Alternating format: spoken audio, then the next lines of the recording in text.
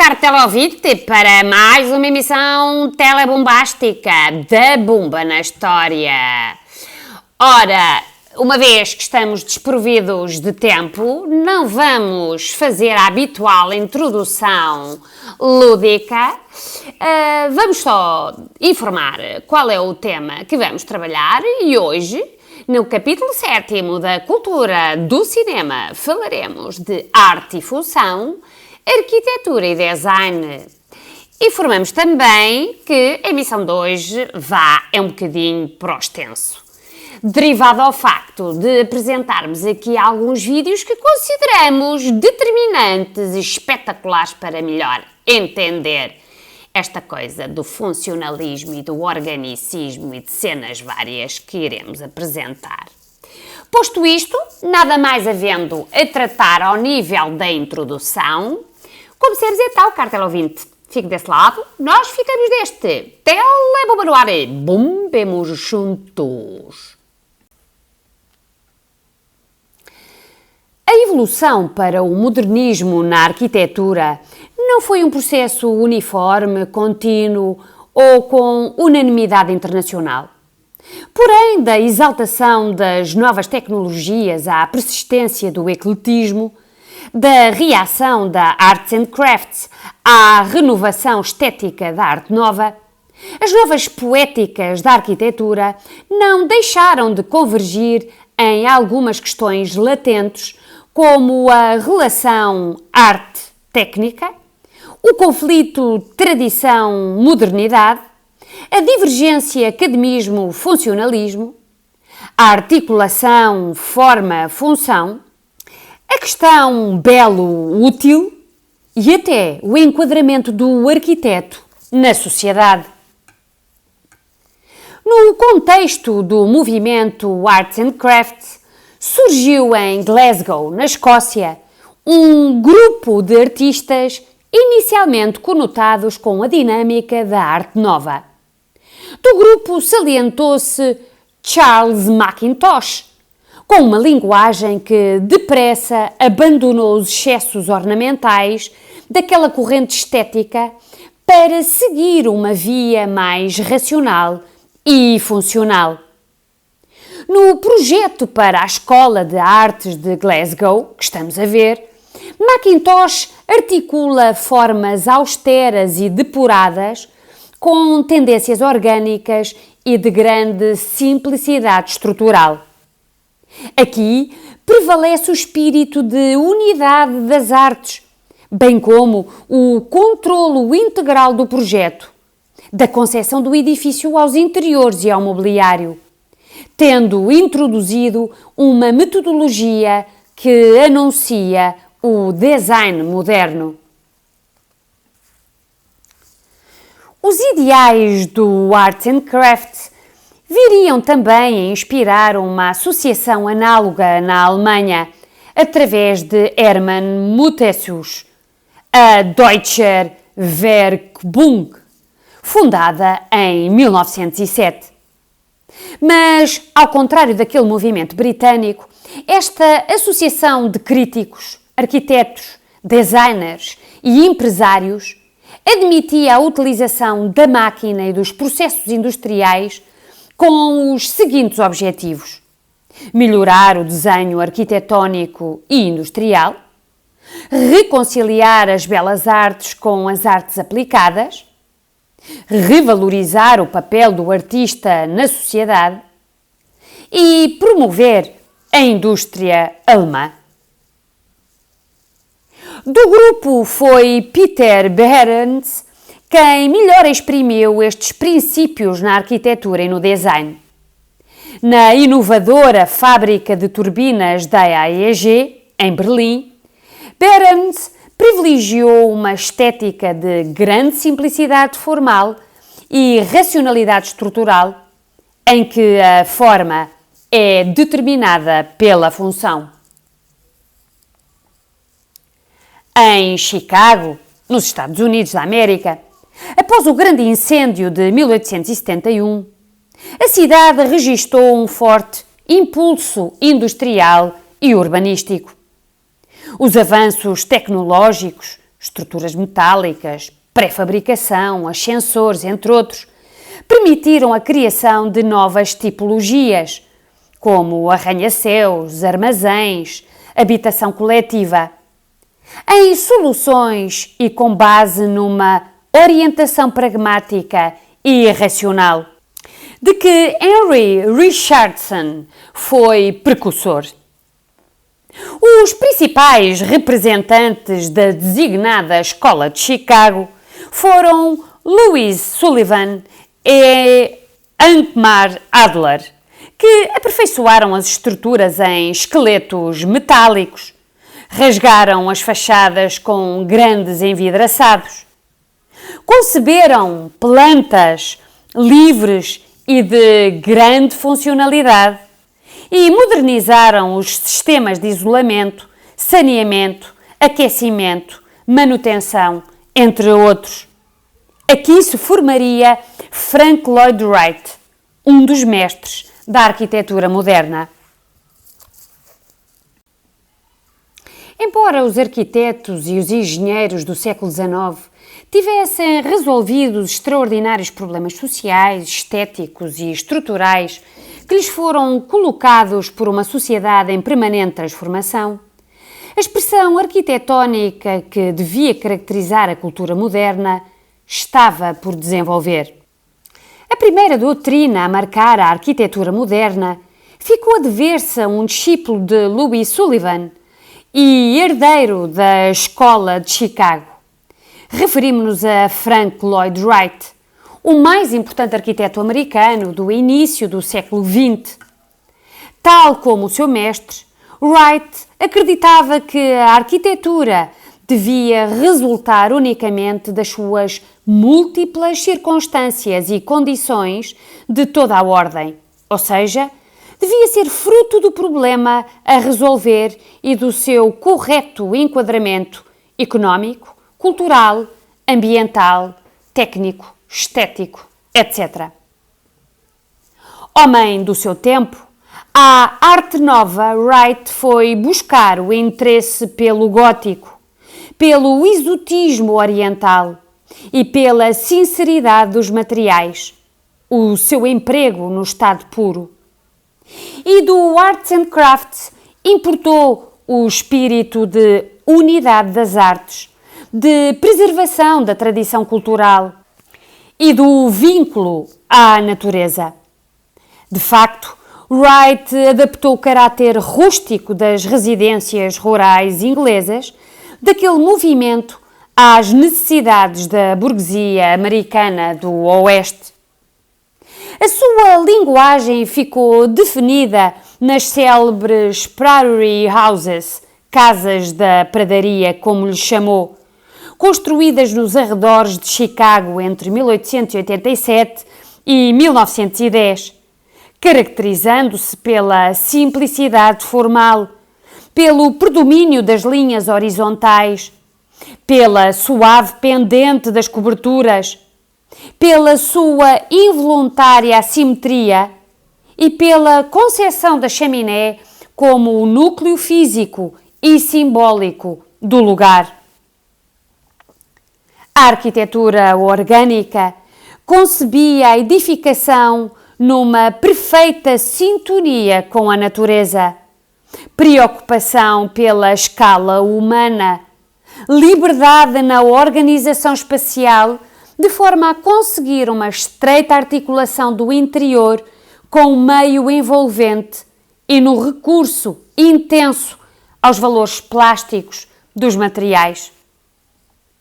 A Casa Robbie, a obra-prima das Prairie Houses, combina as tecnologias modernas no domínio da construção e das instalações técnicas com materiais tradicionais, como o tijolo e a madeira, e uma articulação orgânica de espaços e formas que tanto assimila o meio circundante como participa naturalmente na sua imagem.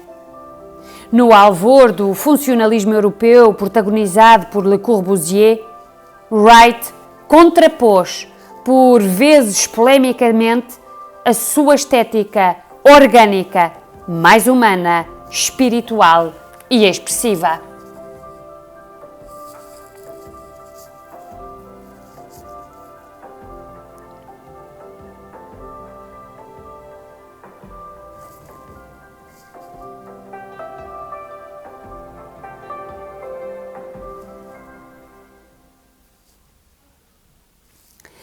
Ao interpretar a habitação num sentido místico da presença do homem no mundo, concebeu a casa como um abrigo, onde as paredes não se limitam a encerrar espaços, mas constituem elementos privilegiados de interação com o meio envolvente e de articulação dos espaços interiores. Após um período algo eclético e de produção irregular, entre 1914 e 1934, Frank Lloyd Wright veio a projetar a Falling Water, Casa da Cascata, uma síntese do programa organicista, onde exprimiu com toda a clareza a sua linguagem. Aqui revela-se fundamental a inspiração que recebeu da arquitetura japonesa, a arquitetura como a expressão complementar da natureza e como assimilação da espiritualidade do lugar.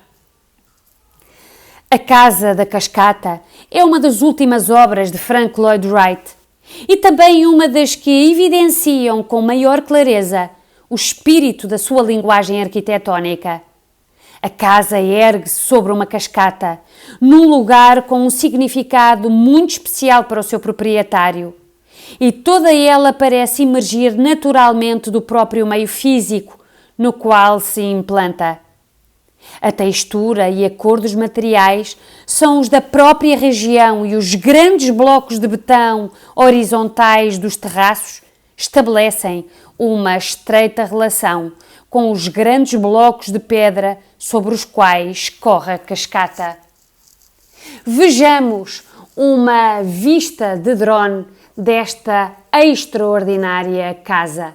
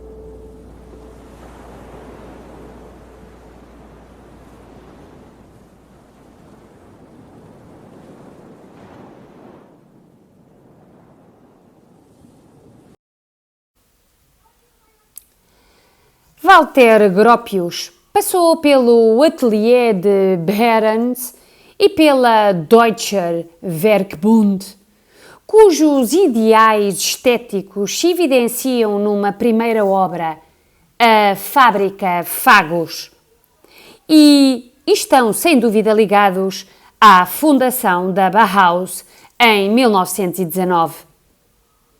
A Bauhaus era uma escola de arte, arquitetura e design que resultou da fusão da Escola de Artes e Ofícios, dirigida por Henri van de Velde, com a Escola Superior de Belas Artes, ambas em Weimar. O seu revolucionário projeto pedagógico preconizava a modernização das artes, a ligação entre a arte e a técnica e a valorização do artífice e do papel social da arte, princípios que se encontravam ancorados quer nos Art and Crafts, quer na Deutscher Werkbund. E se do movimento britânico Gropius recuperou o gosto pela produção artesanal e o espírito de unidade das artes, já da Associação de Artes e Ofícios alemã, ele assimilou as novas tecnologias industriais e a integração da máquina num processo produtivo mais criativo. A estrutura do curso da Bauhaus integrava diversas expressões artísticas, arquitetura, design, artes plásticas e decorativas, fotografia, cinema, balé, ministradas por alguns dos maiores mestres do modernismo, como Kandinsky, Klee, Schlemmer, Itten, Mayer, Albers, entre muitos outros. Mestres e alunos viviam na escola em colaboração contínua, numa unidade perfeita entre método pedagógico e sistema produtivo, entre teoria e prática, ocupando as interrupções letivas com conferências, discussões, exposições, exibições musicais e cênicas, numa atividade artística intensa e abrangente na qual a arte se confundia com a vida. No primeiro período, entre 1919 e 1925, em Weimar, Gropius desenvolveu uma estreita ligação entre artistas e artesãos, entre arte e indústria, entre utensílio e máquina. Para além da herança do expressionismo trazida por Kandinsky e Paul Klee, este foi o período dominado pela figura de Johannes Itten, pela racionalidade formal e pela implementação da metodologia do design industrial. O segundo período, entre 1925 e 1932, decorreu nas modernas instalações projetadas por Gropius em Dessau, nas quais aplicou os princípios básicos do funcionalismo moderno: adequação da forma à função, racionalidade da forma, redefinição do espaço urbano, emprego de tecnologias industriais, como a pré-fabricação, sistemas mecânicos, e substituição do belo pelo útil. Neste ciclo, em que Gropius foi substituído por Hans Mayer, em 1927, e por Mies van der Rohe, em 1930, aprofundaram-se os métodos de criação industrial, com a valorização dos novos materiais e das novas tecnologias, enquanto o curso de arquitetura, orientado pelo pragmatismo de Mais, assumia cada vez maior importância no currículo da escola. Conflitos políticos com o regime nazi levam à transferência da escola para Berlim em 1932, sendo encerrada um ano depois sob a acusação de defender ideias comunistas. Entretanto, os seus mestres imigram para os Estados Unidos da América, onde vão prosseguir a influência da Bauhaus na estética funcionalista da arquitetura moderna, vindo a fundamentar o estilo internacional a partir de 1930. Charles-Édouard de Gianneret-Gris, mais conhecido por Le Corbusier, começou por praticar no ateliê de Auguste Perret, o mestre do betão armado, em 1908, e depois em Berlim com Peter Behrens, em 1910. Após viagens pela Turquia, Grécia e Itália, onde contactou com a arquitetura clássica e mediterrânica, regressou a Paris durante a Primeira Guerra Mundial, onde assinou com Ozenfant o Manifesto Purista depois do Cubismo, datado de 1918, defendendo a estrutura rigorosa dos objetos e a clareza das composições num espírito de profunda racionalidade. Na revista que representou o ideário purista, a L'Esprit Nouveau, o arquiteto suíço expôs várias teorias sobre uma nova arquitetura, depois reunidas na sua obra fundamental Vers une Architecture, para uma arquitetura, datado de 1923. Trabalho este que constituiu o embrião do funcionalismo. Aqui estabelece vários elogios à máquina, à perfeição mecânica do avião, do vapor ou do automóvel, que entende serem expressões supremas da beleza da forma, uma vez que são determinadas por uma resposta precisa a necessidades funcionais. Convicto das suas teses, estabelece: a casa é uma máquina de habitar. E com este propósito propõe que a forma deve seguir a função. Deixamos como sugestão de leitura esta extraordinária reportagem datada de 2015 do jornal O Público e intitulada No Mundo de Le Corbusier, o arquiteto estrela. A via do racionalismo na arquitetura fora aberta por Adolf Holz ao proclamar a contenção decorativa, a sobriedade formal e a geometrização compositiva. Mas foi Le Corbusier que, na revolucionária Casa Domino, que estamos a ver, reduziu a expressão arquitetónica ao seu mínimo. Um esqueleto de betão com 2 lajes e 6 pilares, dando a total liberdade na distribuição dos espaços interiores e no arranjo das fachadas. Com base nestes princípios, concebiu a Casa Citroën, numa alusão direta à popular marca francesa de automóveis, Citroën, uma vez que o emprego de componentes normalizadas, de sistemas de pré-fabricação e de formas simples, mas funcionais, deviam tornar o modelo Citroën tão popular como o carro. As suas pesquisas, durante a década de 1920, culminaram na célebre Villa Savoye, na qual concretizou uma das suas principais teorias, os 5 pontos para uma nova arquitetura, onde sintetizou os princípios gerais da arquitetura moderna. O edifício deve ser construído sobre pilotis, pilares cilíndricos. A planta deve ser livre. A fachada deve ser livre também, permitindo composições livres. As janelas devem ser rasgadas horizontalmente. E a cobertura deve ser plana, podendo ser um espaço útil, um terraço, um jardim ou outro. Deixamos aqui um vídeo com uma vista de exterior e de interior da Villa Savoye.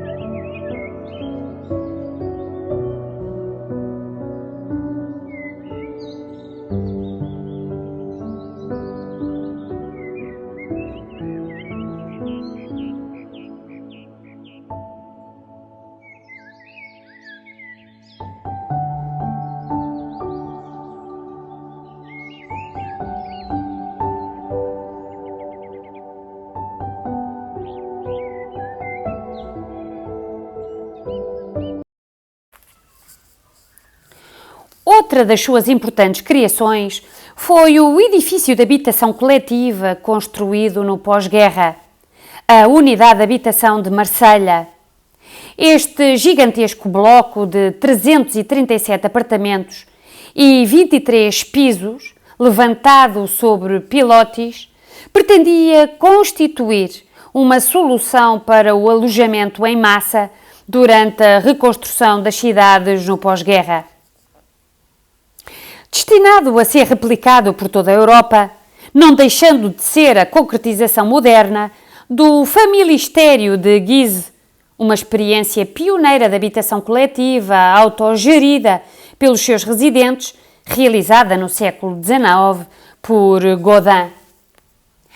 Ainda a propósito de Le Corbusier, deixamos um vídeo a título de curiosidade sobre uma obra enigmática e extraordinária de Le Corbusier, a Igreja de Notre-Dame-du-Haut, ou, como é vulgarmente conhecida, a Igreja de Ronchamp.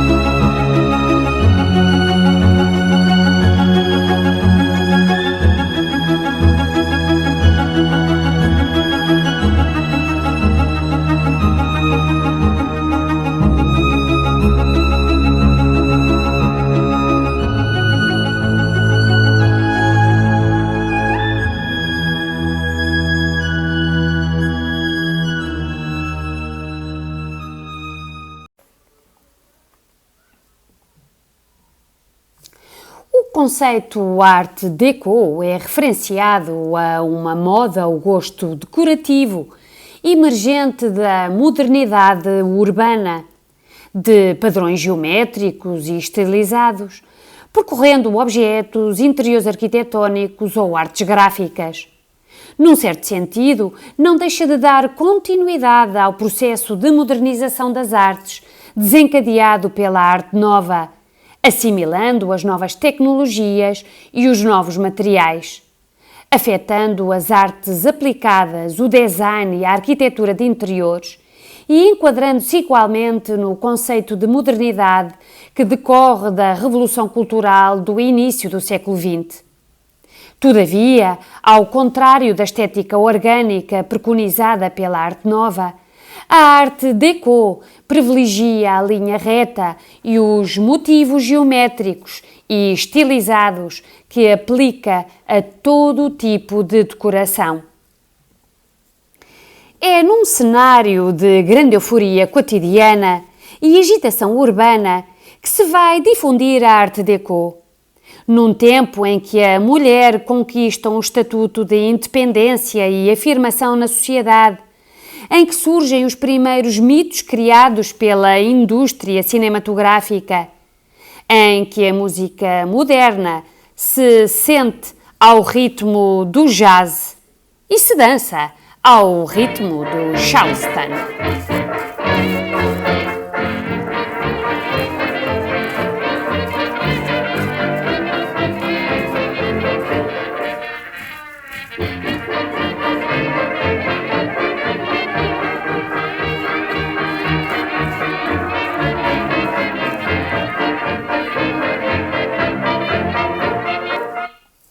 Este é o tempo em que a moda desempenha um papel de libertação social e contagia todo o tipo de bens de consumo e até mesmo os costumes. É neste pano de fundo, caracterizado normalmente como os loucos anos 20, que a Art Deco se vai afirmar como verdadeira expressão da vida moderna. Apesar do funcionalismo mais austero rejeitar qualquer elemento supérfluo que pudesse perturbar o purismo da arquitetura e daí afastar-se de todo e qualquer ornamento ou função decorativa, a estilização das formas tornou-se uma das imagens de marca do modernismo, praticado por arquitetos e designers dos finais dos anos 20, desenvolvido paralelamente ao estilo internacional. De facto, o vigor e a vitalidade da cultura popular que o estilo internacional sacrificou ao purismo haveria de encontrar uma saída exemplar na Art Deco. O estilo recebeu a sua designação a partir da Exposição Internacional de Artes Decorativas e Industriais Modernas, que decorreu em Paris em 1925 e que marcou o seu apogeu. Nesta exposição, Le Corbusier apresentou o Pavilhão de l'Esprit Nouveau e a revista que representou o ideário purista lançada juntamente com Os Enfants. Em defesa do rigor geométrico e da profunda racionalidade formal. O edifício, que consistia num protótipo de habitação, acabou por ser considerado a referência de uma linguagem que integrava coerentemente aspectos de composição e decoração, novos materiais e tecnologias de construção. Na arquitetura, esta estética atingiu a sua expressão mais elevada em Nova York, em edifícios como o Chrysler Building, que apresentamos aqui alguns detalhes.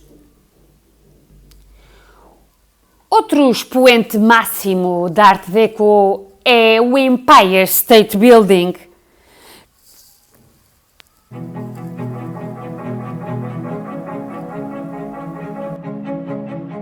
It's one of the world's most famous buildings. Constructed during the onset of the Great Depression, the Empire State Building became a symbol of American innovation and a marker of what the United States could achieve, even during its darkest times. Standing as the world's tallest building for 40 years of its life, the grandeur and scale of the Empire State inspired near-universal awe and cemented it as the defining structure of New York City. Now, as the structure approaches its 90th birthday, a 10-year modernisation programme has revamped the groundbreaking Otis elevator system that enabled the original construction of the building, improved energy efficiency, and brought this 1930s skyscraper into the 21st century.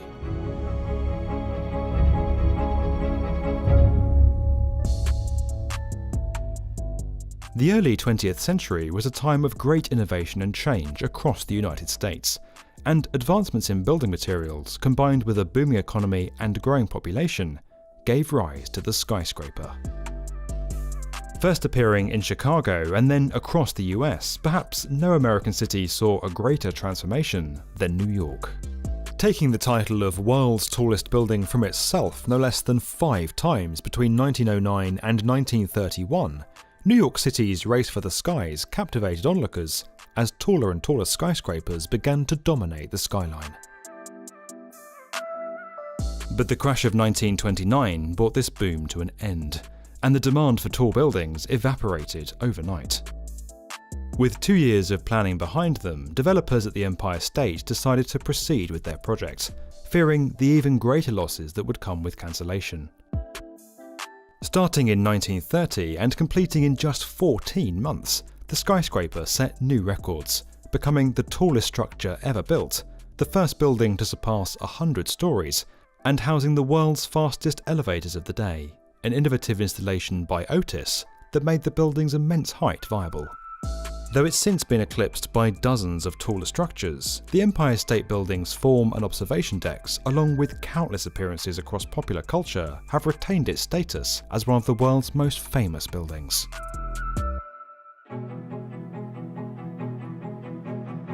Today, 90 years after its arrival on the skyline, the Empire State Building is a global leader in sustainability and energy efficiency.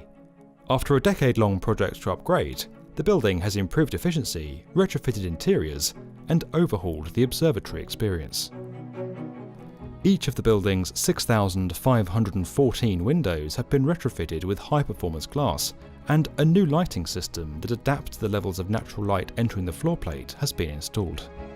The heating system has been fitted with reflective barriers to reduce heat loss and lower the building's carbon footprint, while a multi-year elevator upgrade undertaken by the original system installers Otis will move passengers 50% faster during peak times, while returning energy to the building's grid through its regenerative drives.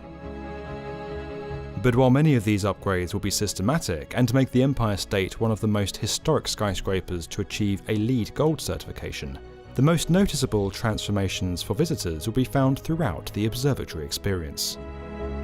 The Empire State Building has remained one of New York's most popular attractions with over 4 million annual visitors, and the new upgrades help it retain that position.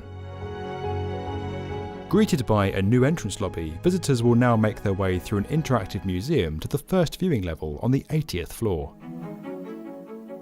This level gives visitors their first glance of the views they'll have on the famous 86th floor observatory.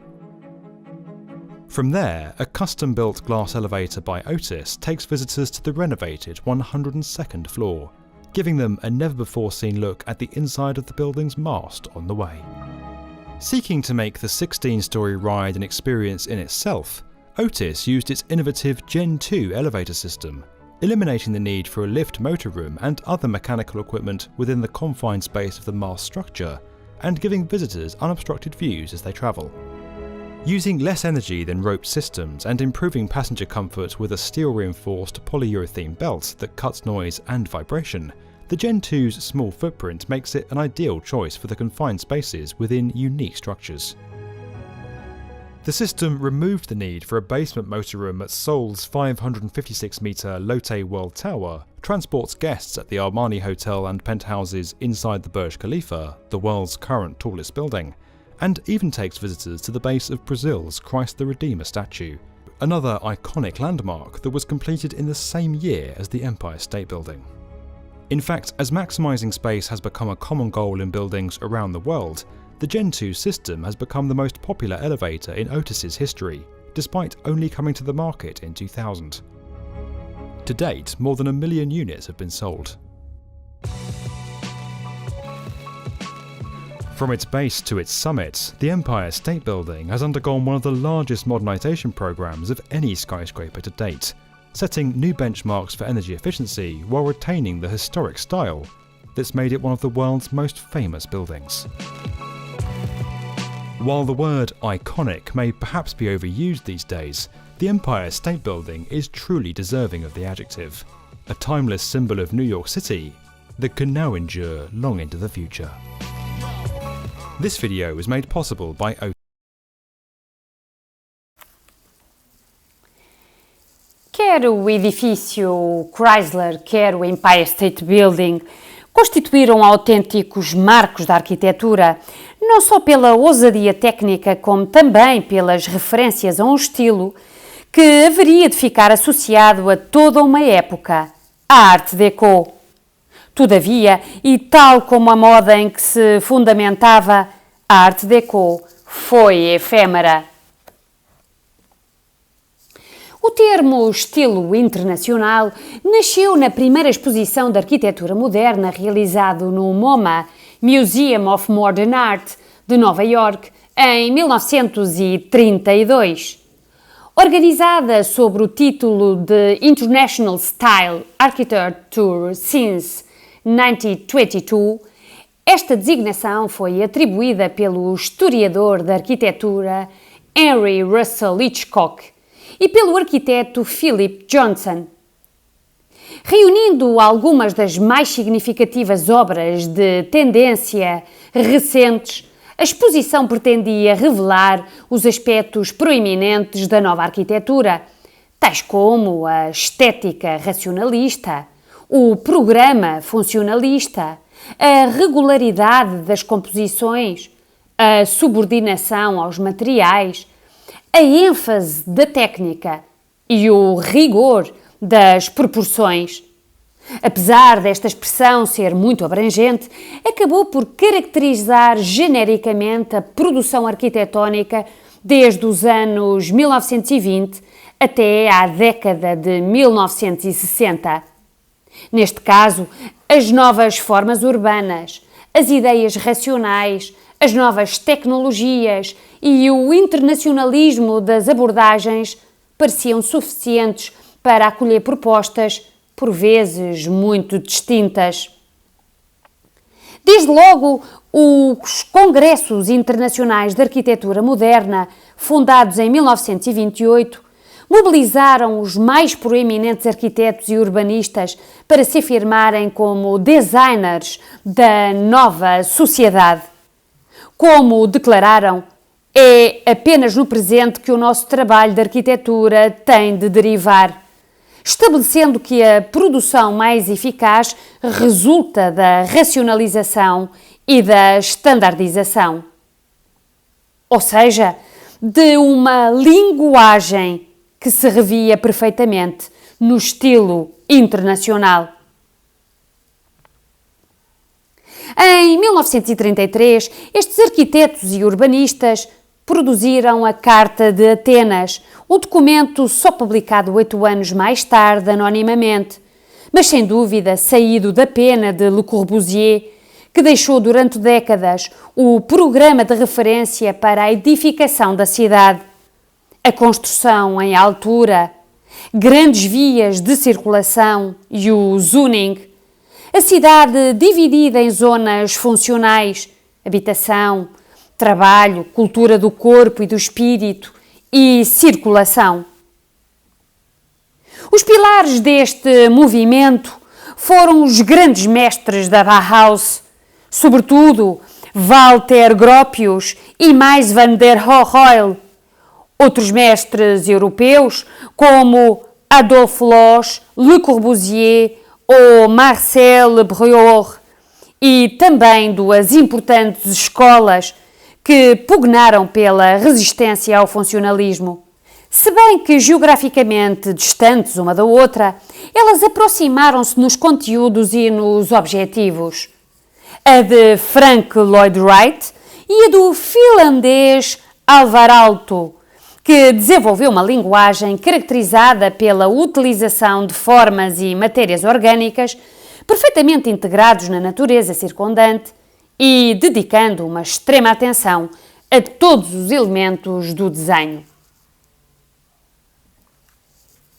E foi assim, cartela ouvinte, que chegamos ao final de mais uma hiper mega emissão da Telebumba, da Bumba na História. Próxima emissão, cartela ouvinte, a vossa atenção! Arte portuguesa até aos anos de 1960. Até lá, cartela ouvinte, acompanha-nos no buraco do costume do canal do youtuber da Telebumba, da Bumba na História. E não esqueça também, siga este movimento interplanetário. #Eu aprendi com a Bumba. Foi um gosto, cartela ouvinte. Fique desse lado. Nós ficamos deste. Contamos consigo. Telebumba no ar. Bumbemos juntos.